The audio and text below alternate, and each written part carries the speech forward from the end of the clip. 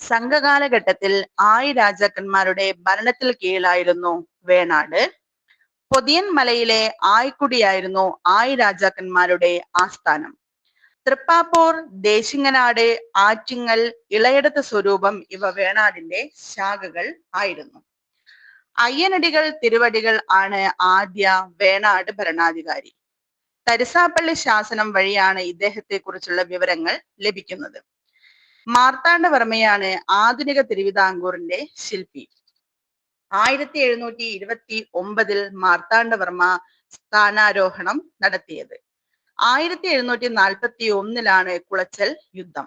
മാർത്താണ്ഡവർമ്മയും ഡച്ചുകാരുമാണ് ഈ യുദ്ധത്തിൽ ഏറ്റുമുട്ടിയത്. കന്യാകുമാരി ജില്ലയിലെ കൽക്കുളത്താണ് കുളച്ചൽ. ഡിലനോയിയെ തടവുകാരനായി പിടിച്ചത് കുളച്ചൽ യുദ്ധത്തിലാണ്.